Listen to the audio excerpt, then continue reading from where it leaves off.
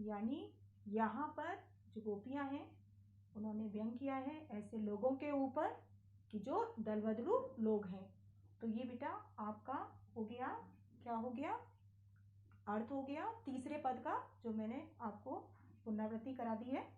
अब मैं काव्य का सौंदर्य भी, क्योंकि उससे संबंधित भी प्रश्नोत्तर है, काव्य का सौंदर्य भी आपको रिमाइंड करा दे रही हूँ कि इसमें जो भाषा है ब्रज भाषा, संस्कृत के तत्सम शब्दों का प्रयोग है, छंद इसमें गे पद है, उसके अलावा अलंकारों का सुंदर प्रयोग है। और अलंकार कल मैंने आपको बताए भी थे, कान्हा कान्हा में कौन सा था आपका, पुनरुक्ति प्रकाश अलंकार था। हमारे हरि हारिल की मैं आपको बताया था अनुप्रास अलंकार भी है। और साथ साथ कौन सा है आपका यहाँ पर अनुप्रास के साथ साथ रूपक अलंकार। उसके अलावा जो आपका अलंकार था जो करवी ककरी, उसमें मैंने बताया था समानता निरूपित होने के कारण वहां पर है आपका उपमा अलंकार। और तो यहाँ पर आप लिख सकते हैं डाल के पंक्ति ये शब्दों को कि यहाँ पर ये अलंकारों का इस अलंकार का प्रयोग हुआ है। उसके अलावा जो आपकी शैली है वो वही रहनी है आपकी, कौन सी है, व्यंग्यात्मक है। और साथ साथ आपकी कौन सी है, व्यंग के साथ साथ संबोधनात्मक शैली है। उसके अलावा गोपियों का कृष्ण के प्रति एकनिष्ठ प्रेम परिलक्षित हुआ है और साथ साथ निराकार भक्ति पर साकार भक्ति की जीत हुई है। तो ये बेटा पूरा मैंने रिवीजन करा दिया आपका। अब तो आपको मुझे लगता है निश्चित रूप से कि आपको किसी भी प्रकार की परेशानी नहीं होनी चाहिए क्वेश्चन के आंसर्स में, हर आप आंसर को अच्छे से बता पाएंगे। तो मैं शुरू कर रही हूँ अपना पहला क्वेश्चन, यानी तीसरे पद से संबंधित जो हमारे हैं प्रश्नोत्तर, उसका पहला प्रश्न।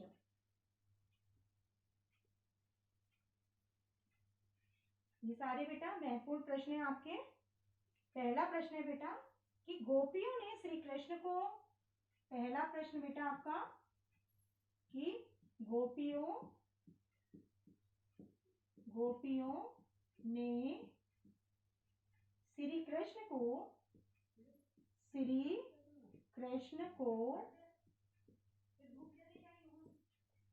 हारिल की लकड़ी क्यों कहा है, हारिल की लकड़ी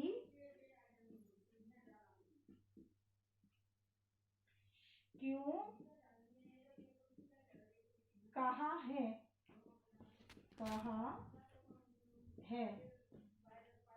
उन्होंने इस लकड़ी को किस तरह पकड़ा हुआ है, उन्होंने इस लकड़ी को किस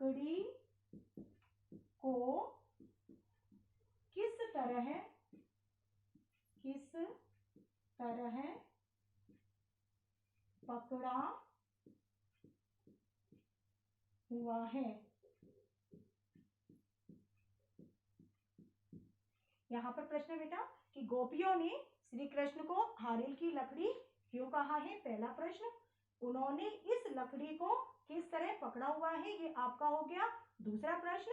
यानी दो प्रश्न है और आपको इन दोनों के आंसर देने हैं। जब तक दोनों के नहीं देंगे तब तक पूरा नहीं माना जाएगा। तो गोपियों ने श्री कृष्ण को, आप बेटा याद करो कि हमारे हरि हारिल की लकड़ी कि पहले का आपका क्या हो गया कि श्री कृष्ण को हारिल की लकड़ी क्यों कहा गया है, तो इन दो पंक्तियों में ये कि हमारे हरि हारिल की लकड़ी मनक्रम बचन नंद नंदन उर यह दृढ़ कर पकड़ी। तो गोपियों ने श्री कृष्ण को हारिल की लकड़ी क्यों कहा है, इसलिए कहा है हारिल की लकड़ी कि जैसे क्या करता है हारिल पकड़ी किसको पकड़ लेता है, पक्षी लकड़ी को मजबूती से अपने पंजे में, वैसे उन्होंने किसको पकड़ रखा है, श्री कृष्ण को अपने पंजे में पकड़ रखा है। उन्होंने इस लकड़ी को किस तरह पकड़ा हुआ है, दूसरा तो आपको बताना होगा मन से, वचन से और कर्म से, इन तीनों से अपने हृदय में मजबूती से पकड़ रखा है। तो यहाँ पर है बेटा कि गोपियों ने श्री कृष्ण को हारिल की लकड़ी क्यों कहा है, क्योंकि गोपियां किसको आराध्य मानती हैं, श्री कृष्ण को, और आनंद अपना आराध्य मानती है उनको और उनके प्रति उनका एकनिष्ठ प्रेम भी है। तो गोपियां कह रही हैं कि जो हमारे श्री कृष्ण है हारिल की लकड़ी क्यों, क्योंकि जैसे हारिल पक्षी क्या करता है लकड़ी के टुकड़े को मजबूती से पकड़े रखता है, वैसे ही हमने किसको पकड़ रखा है, श्री कृष्ण कृष्ण को मजबूती से पकड़ रखा है। अब दूसरा क्या है बेटा कि उन्होंने इस लकड़ी को किस तरह पकड़ा हुआ है, तो उन्होंने इस लकड़ी को किस तरह पकड़ रखा है, मन, कर्म और वचन, इन तीनों से अपने हृदय में मजबूती से पकड़ रखा है। तो ये हो गया बेटा आपके पहले क्वेश्चन का आंसर। अब दूसरे का बेटा कि गोपियों को योग का उपदेश कैसा लगता है और क्यों। दूसरा है बेटा कि गोपियों को योग का उपदेश कैसा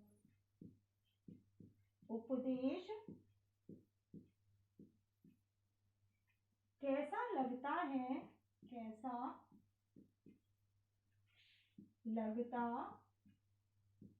है और क्यों।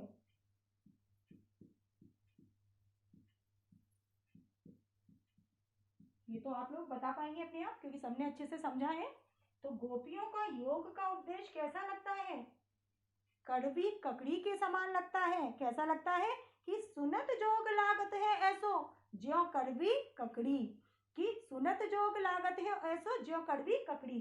तो गोपियों को जो योग का उपदेश है वो कैसा लगता है, कड़वी ककड़ी के समान, यानी उन्हें कड़वी ककड़ी के समान ये योग का उपदेश अच्छा नहीं लगता, तनिक भी अच्छा नहीं लगता। अब आपको बताना है और क्यों लगता है। जैसे कड़वी ककड़ी खाने में अच्छी नहीं लगती वैसे ही उनको नहीं लगता, उसका कारण क्योंकि वो साकार भक्ति को मानने वाली है, निराकार भक्ति को मानने वाली नहीं है। कौन, गोपियां। उनके तो अनन्य यानी आराध्य कौन है, श्री कृष्ण।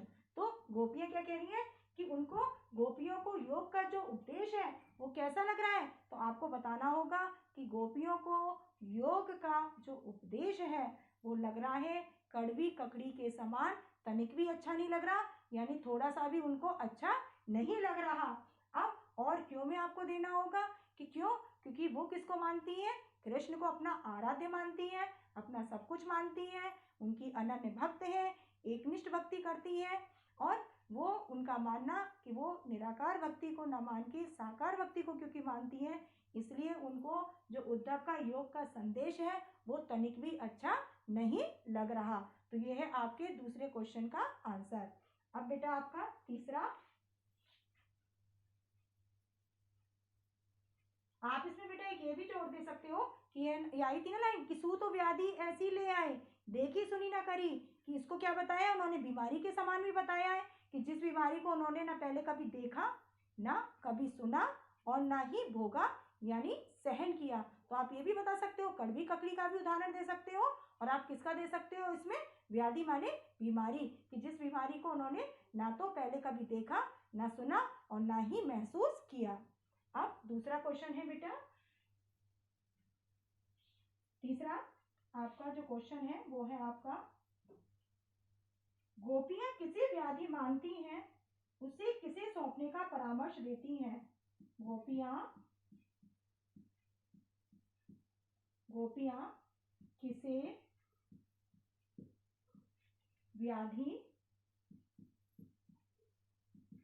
का परामर्श देती हैं, पहले क्वेश्चन का मतलब समझे कि गोपियां किसे व्याधि मानती हैं। आप लोगों को खुद से भी आ रहा होगा आंसर, किसे व्याधि मानती है कि सू तो व्याधि ऐसी ले आए देखी सुनी ना करी, कौन सी बीमारी, योग की बीमारी।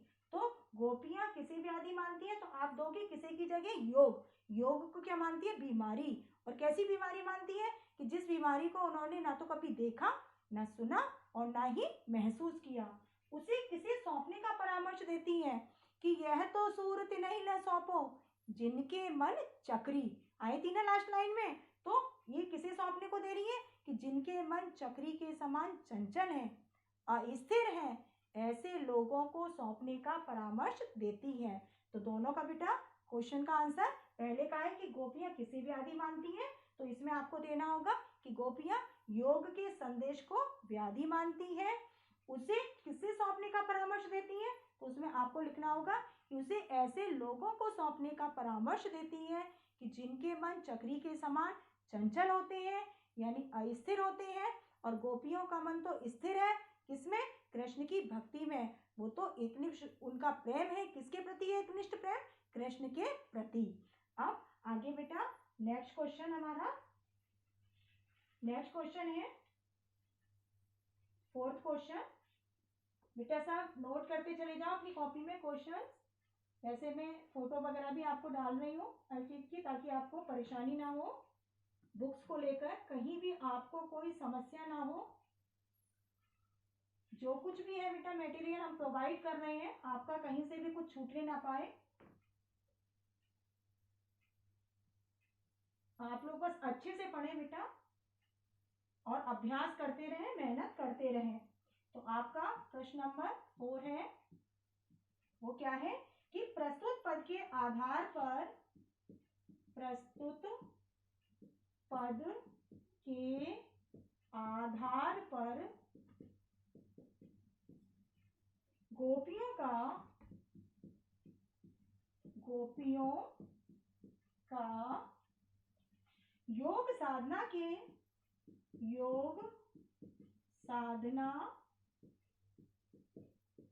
साधना के प्रति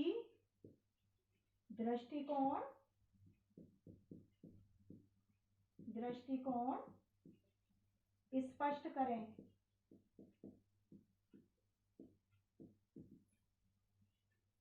प्रस्तुत पद के आधार पर गोपियों का योग साधना के प्रति दृष्टिकोण आप स्पष्ट करें। तो आपको बेटा इसमें बताना है कि उनका जो दृष्टिकोण है, योग साधना उनको कैसी लग रही है। उनका जो दृष्टिकोण है यानी कड़वी ककड़ी के समान, की आई थी लाइन, कौन सी आई थी बेटा, कि सुनत जोग लागत है ऐसो ज्यों कड़वी ककड़ी।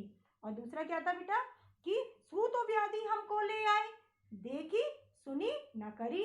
तो अब आपको समझ में आया होगा, अर्थ निकल रहा होगा कि प्रस्तुत पद के आधार पर गोपियों का योग साधना के प्रति जो दृष्टिकोण है कैसा है कि एक तो वो उनको लग रही है कड़वी ककड़ी के समान, तनिक भी अच्छी नहीं लग रही। और उनको ये जो क्या है योग साधना का जो संदेश है, जो उपदेश है, वो उनको कैसा लग रहा है, ऐसी बीमारी कि जिस बीमारी को उन्होंने ना तो पहले कभी देखा, ना सुना और ना ही महसूस किया है, यानी सहन किया है।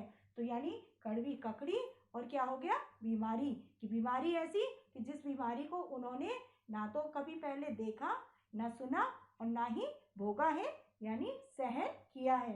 अब आगे बेटा नेक्स्ट क्वेश्चन कि गोपियों ने उद्धव से योग की शिक्षा कैसे लोगों को देने की बात कही है। उद्धव ने योग की शिक्षा कैसे लोगों को देने की बात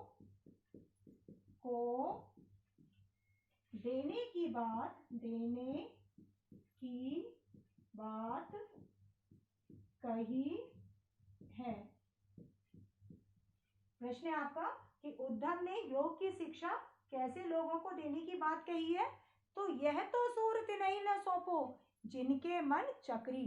तो यहाँ पर गोपियों ने योग की शिक्षा ऐसे लोगों को सौंपने की बात कही है कि जिनके मन चक्री के समान चंचल है, यानी अस्थिर है। तो ऐसे लोगों को योग की शिक्षा सौंपने की बात कही है, यानी जो दलबदलू लोग होते हैं ऐसे लोगों को शिक्षा देने की बात कही है। और गोपियां, क्योंकि वो तो उनका प्रेम कैसा है एकनिष्ठ, उनका है स्थिर। तो यहाँ पर आपको देना है कि उद्धव ने योग की शिक्षा ऐसे लोगों को देने की बात कही है जिनके मन चक्री के समान चंचल है, यानी अस्थिर है, और जो कैसे हैं दलबदलू लोग हैं। अब आगे बेटा नेक्स्ट क्वेश्चन है हमारा कि संकलित पद में प्रयुक्त छंद का नाम बताइए। संकलित पद में प्रयुक्त छंद का नाम बताइए।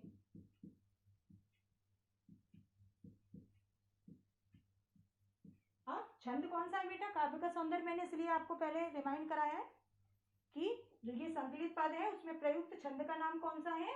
वो आपका है गे पद। पद है छंद, और वो भी कैसे? गे, जिन्हें हम राग के साथ गा सकें। तो संकलित पदों में जो प्रयुक्त छंद है वो है गे पद। तो केवल इसका आंसर क्या होगा? गे पद। अब नेक्स्ट क्वेश्चन, नंद नंदन में प्रयुक्त अलंकार का नाम बताइए। नेक्स्ट क्वेश्चन बेटा कि नंद नंदन में प्रयुक्त अलंकार का नाम बताइए। अब यहाँ पर बेटा आपको बताना है कि नंद नंदन ना वर्ण की आवृत्ति है, ना वर्ण की भी इसमें आवृत्ति है दोनों में, और जहां वर्णों की आवृत्ति होती है वहां पर होता है अनुप्रास अलंकार। तो अब कौन सा अलंकार यहाँ पर? क्योंकि वर्णों की आवृत्ति हुई है, वर्ण की, कौन से वर्ण की? ना वर्ण की। तो नंद नंदन में प्रयुक्त जो अलंकार है वो कौन सा अलंकार है? अनुप्रास अलंकार। अब आगे नेक्स्ट क्वेश्चन,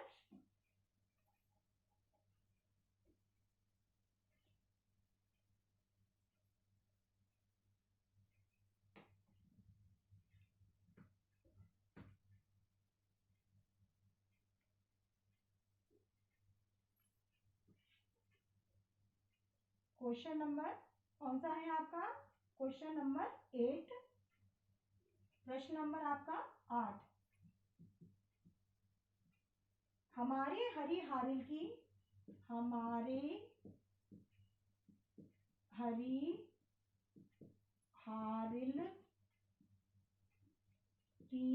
लकड़ी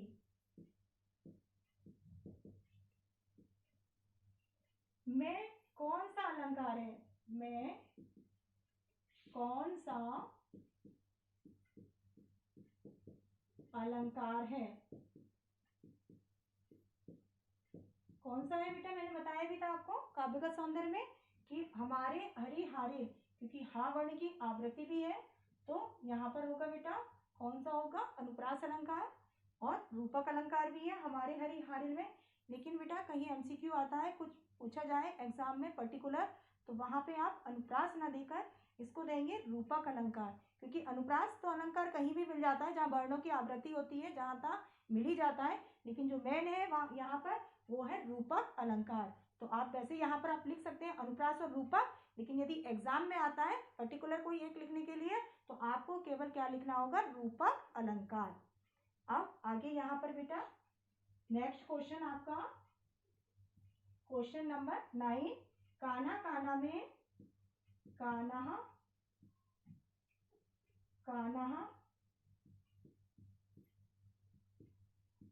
में प्रयुक्त अलंकार का नाम बताइए।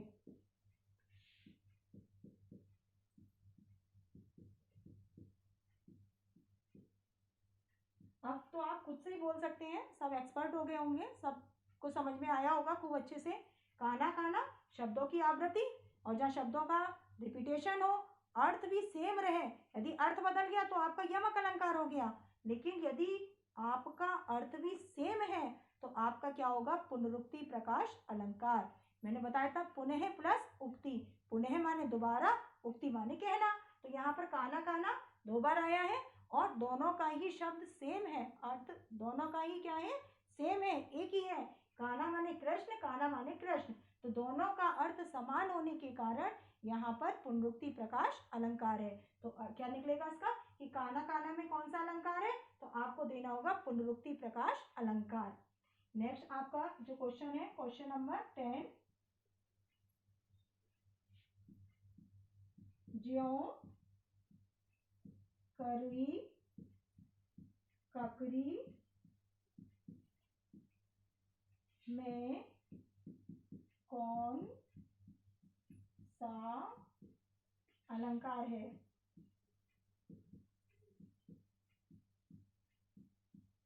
ज्यों करवी ककरी में कौन सा अलंकार है? ज्यों माने जैसे, मैंने बताया था सम, समान, एवं, तरह, जो ये वाचक शब्द आते हैं, क्योंकि उपमा अलंकार में वाचक शब्द आते हैं। तो जब वाचक शब्द है आपका ज्यों माने समान, जहाँ समानता निरूपित की जाए वहां पर होता है उपमा अलंकार। तो यहाँ पर समानता निरूपित की जा रही है, तो ज्यों कड़वी ककड़ी, तो ज्यों कड़वी ककड़ी में कौन सा अलंकार है आपका? उपमा अलंकार। क्यों है? क्योंकि यहाँ पर समानता निरूपित की जा रही है। तो ज्यों कड़वी ककड़ी में कौन सा अलंकार है? तो आपको बताना होगा कड़वी ककड़ी, क्योंकि कड़वी ककड़ी को उन्होंने किसकी समानता है? योग। जो उनका योग का संदेश है वो कैसा है? कड़वी ककड़ी के समान। तो यहाँ पर योग संदेश की जो समानता है जो निरूपित की गई है किससे? कड़वी ककड़ी से। इसलिए यहाँ पर कौन सा अलंकार है आपका? उपमा अलंकार। तो ये है बेटा आपके क्वेश्चन आंसर तीसरे पद से संबंधित, और आप लोगों को समझ में आए होंगे, अच्छे से आपने समझे होंगे, इनको सुना। अब थैंक यू बेटा।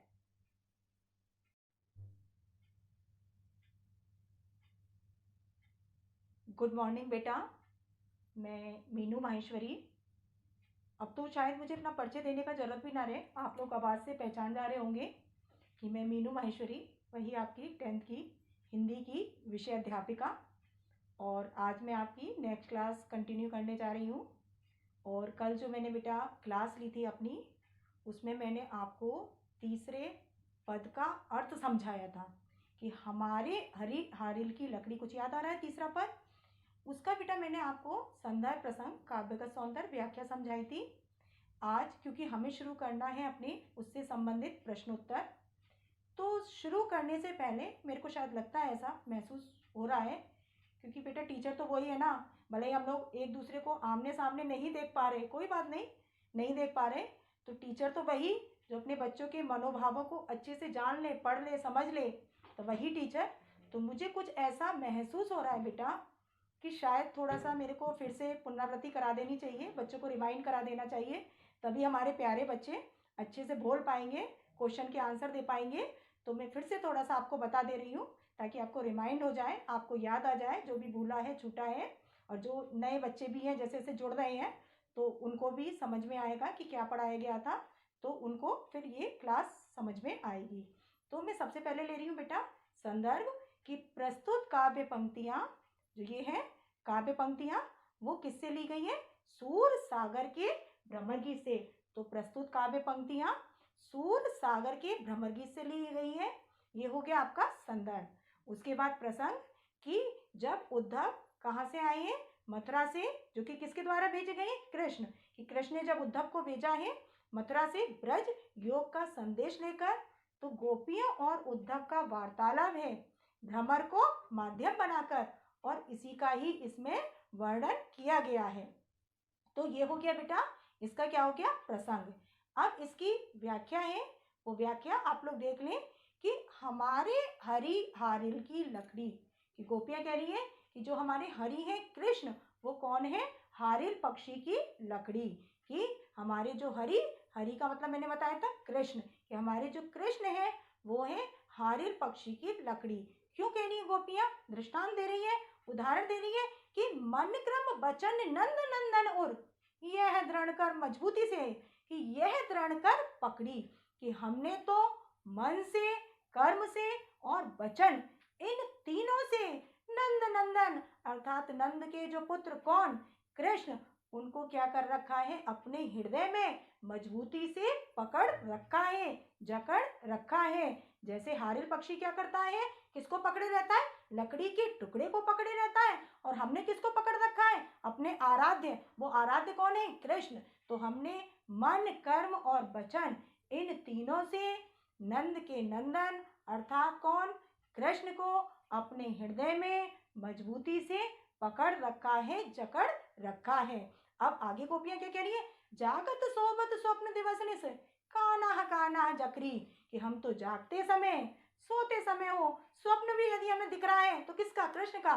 तो जागते समय, सोते समय, स्वप्न हो, चाहे दिन हो, चाहे रात हो, किसी भी अवस्था में हो, कान्हा कान्हा जकरी, हर समय हम किसको रटते रहते हैं? कान्हा कान्हा, यानी कृष्ण को ही रटते रहते हैं। अब आगे मैंने ये बताया भी था कि यहाँ पर गोपियों का कृष्ण के प्रति जो प्रेम है, उसकी पराकाष्ठा है, उसकी चरम सीमा है। अब उसके आगे गोपियां क्या कह रही हैं कि सुनत जोग लागत है ऐसो ज्यों करवी ककड़ी के हे उद्धव, तुम्हारा ये योग का संदेश हमें कैसा लग रहा है? कड़वी ककड़ी के समान, यानी हमें तनिक भी अच्छा नहीं लग रहा, थोड़ा सा भी नहीं भा रहा हमें। वो हमें कैसे लग रहा है? कड़वी ककड़ी। जैसे कड़वी ककड़ी होती है, खाने में अच्छी नहीं होती, वैसे ही तुम्हारा यह योग का संदेश है। अब आगे अपनी बात को गोपियां सिद्ध करते हुए कह रही हैं, क्या कह रही हैं कि सूत व्याधि ऐसी ले आए, देखी सुनी ना करी कि हे उद्धव, तुम मथुरा से ब्रज चले आए हो और ऐसी बीमारी के साथ, ऐसी बीमारी को लेकर चले आए हो कि जिस बीमारी को बारे में हमने ना तो पहले कभी देखा, ना सुना और ना ही भोग करा, यानी सहन किया, ना महसूस किया, और तुम ऐसी बीमारी को लेकर चले आए हो कहां से? मथुरा से ब्रज में। अब आगे गोपियां क्या कह रही है कि यह सूत व्याधि हमको ले आए, देखी सुनी ना करी। फिर आगे गोपियां क्या कह रही है कि यह तो सूरत नहीं ले सौंपो जिनके मन चक्री। कि आगे गोपियां कह रही है कि हे उद्धव, तुम अपने इस योग के संदेश को ऐसे लोगों को ले जाकर सौंपो कि जिनके मन क्या है? चक्री के समान चंचल है, यानी अस्थिर है। और हमारा मन तो क्या है? स्थिर है। वो किसकी भक्ति में? कृष्ण की भक्ति में। यानी हमारा जो प्रेम है वो एकनिष्ठ है, अनन्य है। तो हे उद्धव, तुम अपने इस योग के संदेश को ऐसे लोगों को ले जाकर सौंपो जिनके मन चक्री के समान चंचल है। यहाँ मैंने आपको एक बेटा बात बताई थी महत्वपूर्ण, कि यहाँ पर ऐसे लोगों की और भी संकेत किया है, गोपियों ने व्यंग किया है, कटाक्ष किया है, कि जो दलबदलू होते हैं, खासकर राजनीति के क्षेत्र में। थाली के मैंने कल आपको उदाहरण भी दिया था, थाली के लुढ़कते क्या होते हैं? बैगन भी होते हैं।